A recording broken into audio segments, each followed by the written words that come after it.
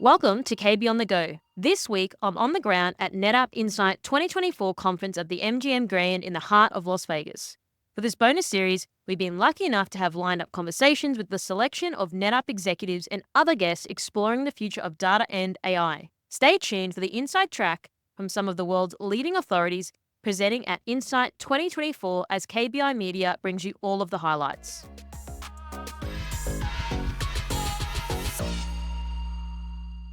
Joining me now in person is Kristen Verderame, Vice President, Global Government Relations at NetApp. And today we're discussing the importance of government relations and public affairs. So Kristen, thanks for joining and welcome. My pleasure. Thanks for having me.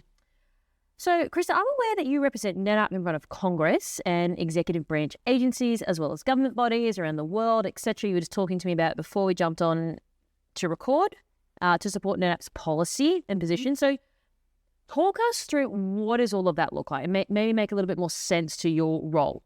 Sure. So my job is to represent NetApp in front of governments around the world. In some cases, that's supporting corporate policy. We have corporate values that we actually do live by, which is very refreshing. And so there are a lot of programs that we support around the world, including on diversity, where governments design specific programs. We participate, we provide advice and guidance. So we do a lot of participation with the governments to support things at the corporate level. In addition, I work a lot with our public sector teams around the world to support and build their long-term pipelines. So in a lot of cases where NetApp sales field people work with the technology folks within government agencies, I come in at a bit higher level to talk about the larger government programs, the larger government missions, and how we can support at the strategic level, in addition to simply the tech world, if that makes sense. So for example, a company has an AI strategy, build out AI across their government, digitalize their government. We've done that with governments around the world. Sure. So we offer our advice and support for figuring out how to do it right in the first place. We know we're not worried about getting business out of it then. We know we're going to compete and do fine when they eventually do what they're going to do because we're in the mix. It's sharing that global expertise and that deep experience with digitalization and kind of that tech infrastructure. You spoke before about larger government missions. Mm-hmm. What is your version of a larger government mission? So I'll give you an example where we have a really good sweet spot with a government mission. So for me, I think of NetApp's sweet spot as being what I call the magic five. Any situation where an agency has to use a lot of data in their mission, where it needs to be shared across traditional stovepipes that exist, where it needs to be done really quickly and securely. And typically governments don't want to rip out all their kit. They want to be able to get something that's interoperable. So in those types of missions, that's really where NetApp can really shine. One of those, to answer your question, is Space Force. Okay. The U.S. public sector organization, we support the new service, if you will, called Space Force, stood up under the Trump administration. So Space Force collects a ton of data through satellites all around the world. Some of it's surveillance data, where we're watching what's happening around the world, feeding it into our intelligence community, our defense mission. Some of it is simply tracking things in space so that we don't run into it and ruin our equipment. It has tracking tons of data, not just data within the Space Force and the Department of Defense itself, but also uniquely to Space Force, the commercial industry. Mm-hmm. The government gets a lot of data from commercial industry, SpaceX, and those types of organizations now. So the traditional stovepipes are not just within the government, but also without in that instance. If you're going to track garbage that's floating around space, it has to be done real time, so you prevent that real-time collision. If you're going to be helping a service member who's in the field with medical help, that needs to be mission critical, time sensitive. It's also personal information. So national security reasons, personal information for medical security or medical situations, all of it has to be done quickly, securely, and real time. And that's our sweet spot. So that would be a government mission that we would support. And in terms of how do you interact with, the government under the relations side of it? Like, what does that actually look like? Well, it depends. If we're supporting a mission, for example, I'll use the VA as another example, the Veterans Administration. 12% of NetApp's employee population is veterans, so it's an area that we actually personally care very much about. We work with all different parts of the agency on their suicide prevention mission. Okay? It's an AI-based mission. The more data they collect, the more accurate they're going to be, and the more former service members they can help. Again, it has to be done real time. Pretty darn important to save people's lives. It's across a lot of stovepipes. So my job is to figure out, okay, who within the VA is in charge of different parts of that mission, and then helping the company develop relationships at that level and supporting them to whatever degree we can, whether it's from a technological standpoint, a strategic standpoint, or even mission-based through our internal veteran community. And when you say develop relationships at that level, what does that look like in terms of specifics or day-to-day sort of outcomes? So working through the network that we've established from our government relations world, getting in to meet with the government official in charge of the program, volunteering our services to help them with strategic planning, and then following on with their staff or whoever's doing that to have those conversations. So starting out usually at the mission level, saying, hey, we have that expertise that can help you do your mission better, and then working with them to whatever degree they want, over time builds those relationships. And then for the next project, the next mission they have, they know who we are, they know they can turn to us as a trusted partner. So with that in mind, Kristen, how does that type of work shape NetApp? But then if you want to zoom out, like our society, for example? Well, veteran suicide, right? We have a lot of veterans in this world that are struggling with a lot of problems. Finding and identifying that they need help as early as possible is a mission that we gladly support. As I said, 12% of our employee population is veterans, so it's an area that's really important to us in general. Okay, I want to flip over now to you being quite instrumental in building out the CSEL or Secure by Design Pledge 1. So maybe tell us more about this. Sure. So about a year, I'm going to guess 2.5 years ago now, Director Easterly, she's the director of the Cybersecurity and Infrastructure Security Agency, or CISA, sits within the Department of Homeland Security, came up with a framework called Secure by Design. And the point of this was to encourage manufacturers of products to ensure that their products were secure upon manufacture before they're given to the end user, as opposed to spending the money in development on bells and whistles and extra fun things for tech and having the end user have to worry about security. So it kind of flips the mindset, putting the responsibility on the creators of tech as opposed to the end users. So that program has been built out probably over the last 2.5 years, as I said. Working with industry, I chair the industry advisory group at CISA called the IT Sector Coordinating Council.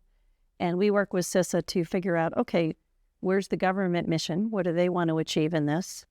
And what can we as a tech community actually do, whether it's for technological reasons, balancing our own financial resources and investment, lining it up to find that win-win, so that in the end, we all want the country to be safer. We all want government and critical infrastructure to be better and safer, as you and I have talked about before. We have to work together to get there. If the government just says, go do these things, and we really can't, then nobody gets anywhere. But if we work together to figure out how we actually can achieve those goals, then that's what we do. So that was the program Secure by Design that was stood up.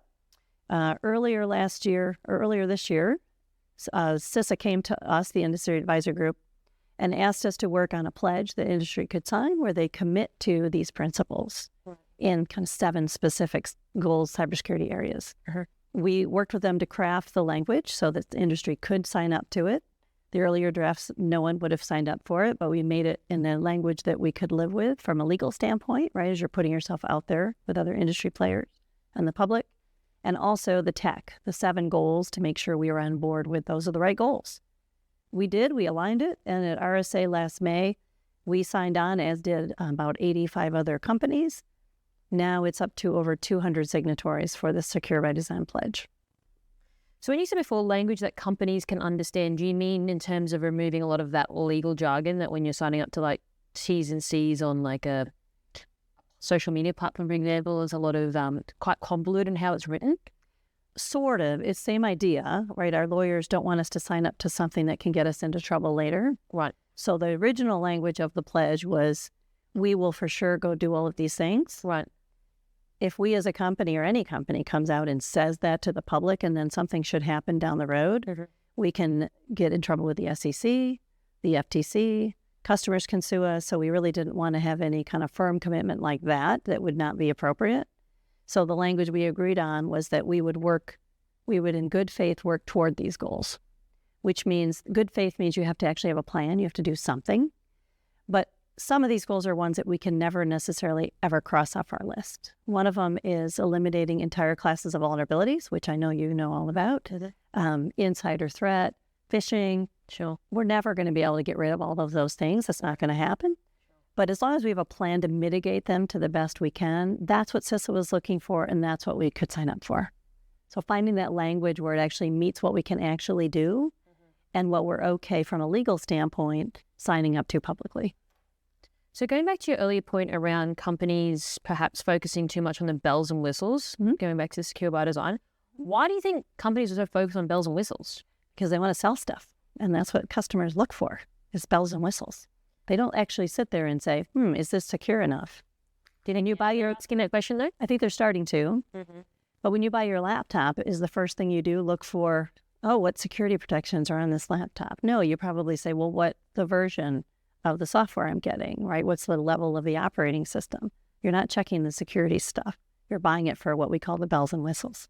But we're trying to flip that so that even if you buy something because of bells and whistles, it's going to be secure anyway.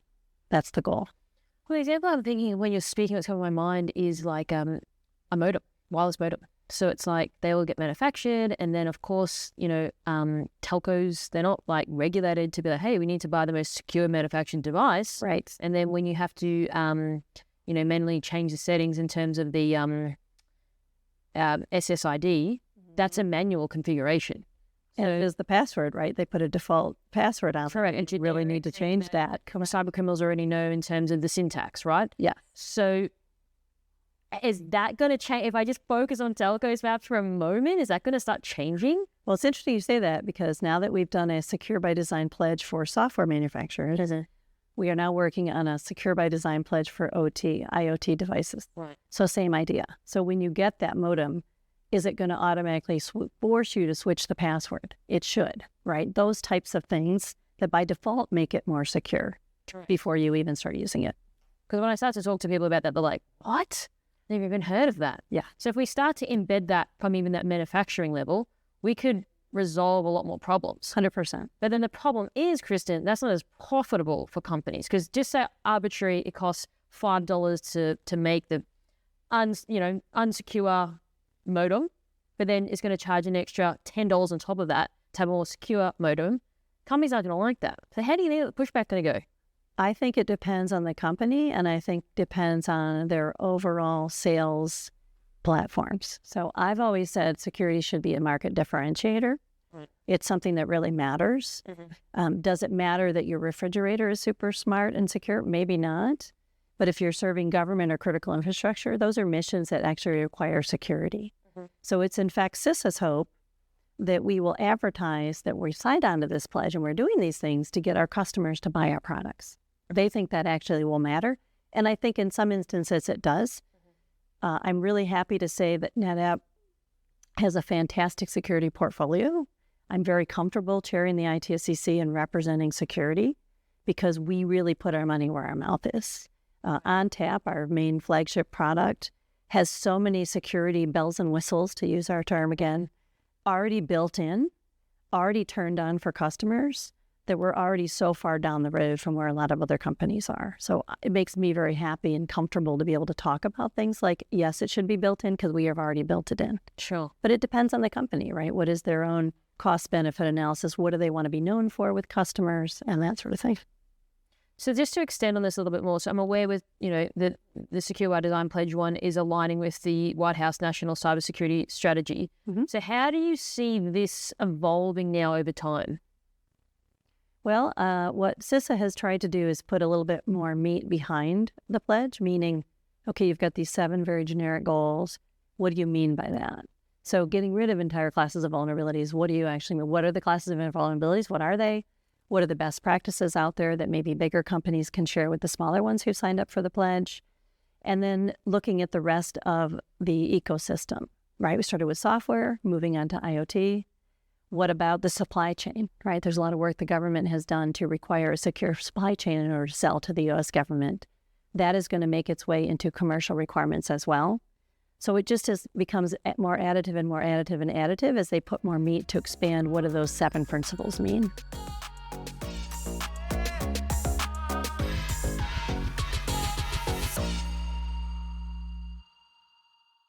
Joining me now in person is Michelle Rudnicki, President, US Public Sector at NetApp. And today we're discussing leadership in the US public sector. So Michelle, thanks for joining and welcome. Thank you for having me. Okay, so Michelle, can you share a little bit more about leadership in the US public sector? I know you've got quite a strong background in this space. So perhaps tell us a little bit more about your role now at NetApp. Okay, so my role at NetApp is quite interesting, right? Because at NetApp, first of all, we are involved with data, right? That is really the foundation of what we do. And I have worked with public sector customers, largely on the federal side, but across our state and local governments, healthcare as well. And so working with those types of customers, data is of the utmost important to them, right? It is everything that they need to support the missions, whether those missions are supporting social services to get citizens what they need, or something supporting a DoD mission or a police mission or something like that. So it's really interesting being at NetApp, being able to work with this segment of customers.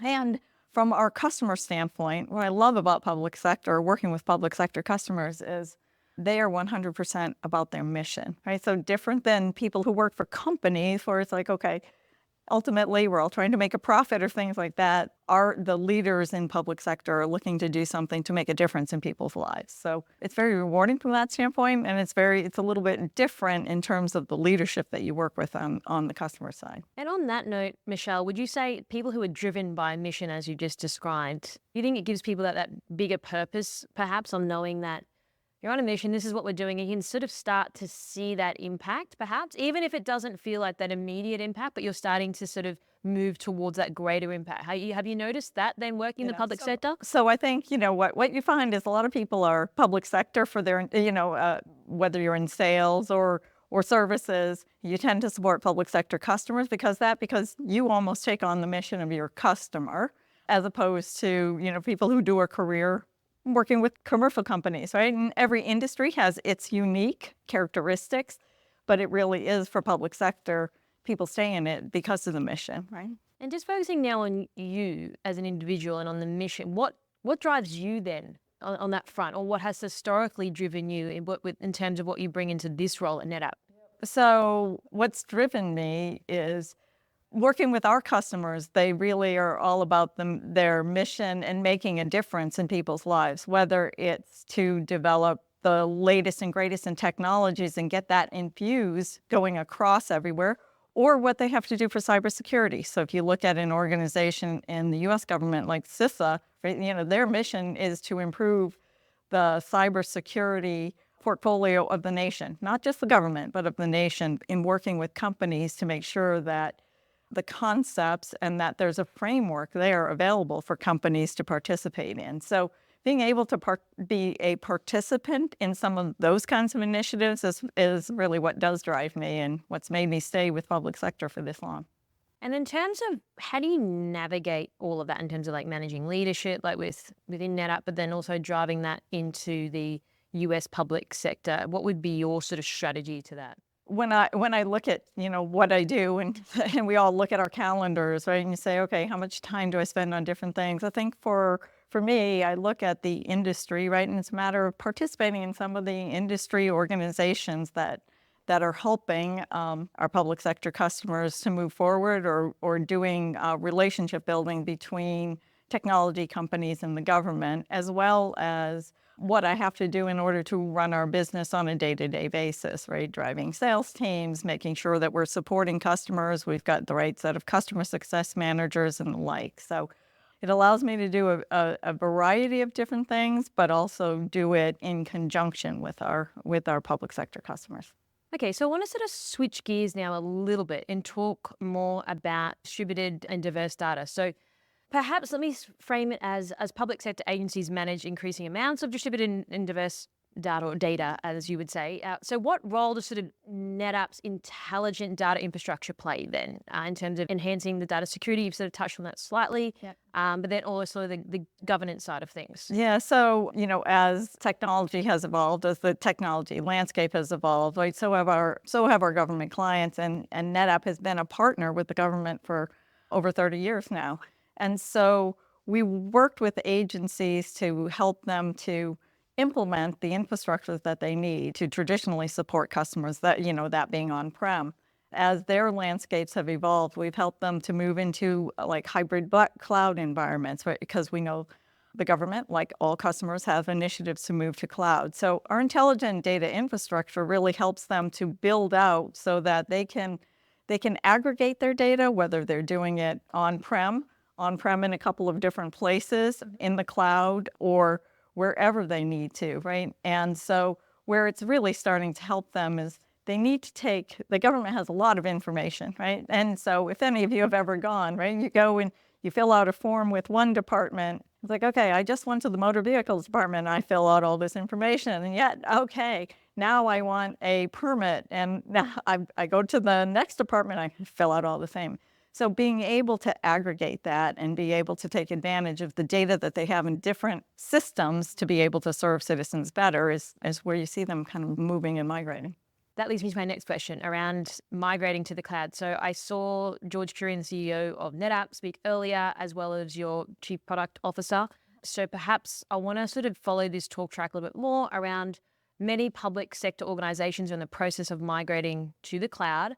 However, we want to balance that with security requirements. So how does NetApp, in your view, support these agencies in making that sort of transition happen?